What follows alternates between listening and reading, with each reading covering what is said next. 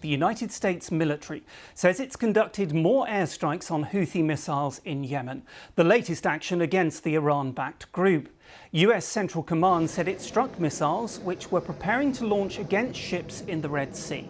The British Prime Minister Rishi Sunak said the joint airstrikes were in self-defence, that Houthis' attacks on shipping had put lives at risk and were having economic consequences. This as America's top diplomat, US Secretary of State Antony Blinken, embarks on his fifth trip to the Middle East in the past 4 months. Tension with Iran, which supports the Houthis, are rising.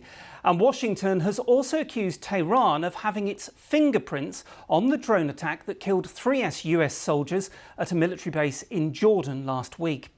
The White House has warned that its retaliatory airstrikes on Iran-linked targets in Iraq and Syria are just the beginning, not the end of its response. Iran denies involvement, but its affiliate, the Islamic Resistance in Iraq, has claimed responsibility.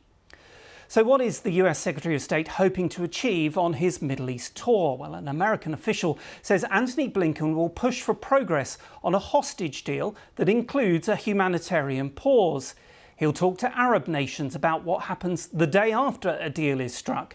And we're told Mr. Blinken plans to talk directly to countries in the region about the scope of US actions taken in retaliation for the deaths of those US service members last week. Well, let's go live to our Middle East correspondent Hugo Pachega, who is in Baghdad for us.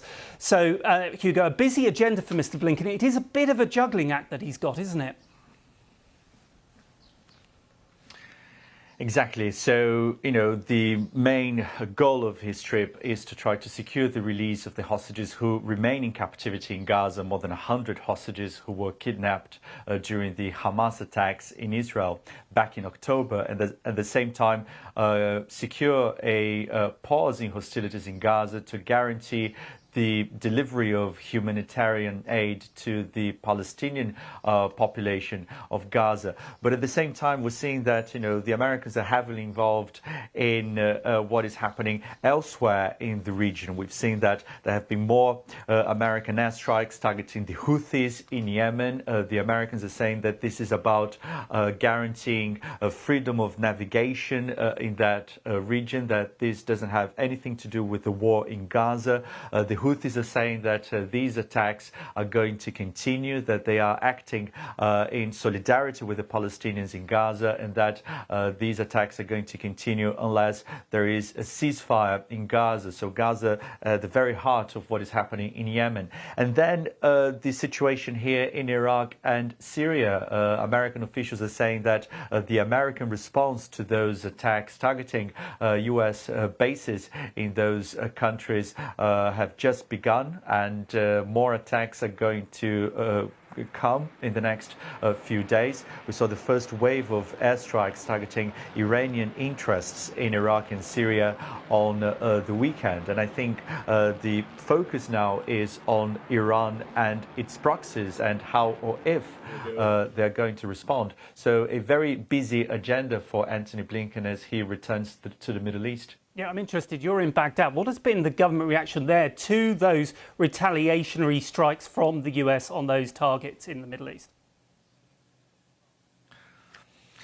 Yeah, I think people are still waiting to see what is going to come next, because the Americans are saying that this is just the beginning, that more airstrikes are going to happen, or more steps are going to be taken to target those groups supported by Iran, groups that have been behind, attacks on US bases in Iraq and Syria. At least that's the accusation being made by the Americans. But there was, some strong response from the Iraqi government saying that those airstrikes violated the country's sovereignty. Now they're making the case for negotiations to happen for the end of the American military presence here in Iraq. I don't think anything is going to happen anytime soon. But again, it shows how tense, how volatile the situation here has been. And again, I think people are waiting to see not only in terms of what is going to happen in relation to those American attacks, but also how or if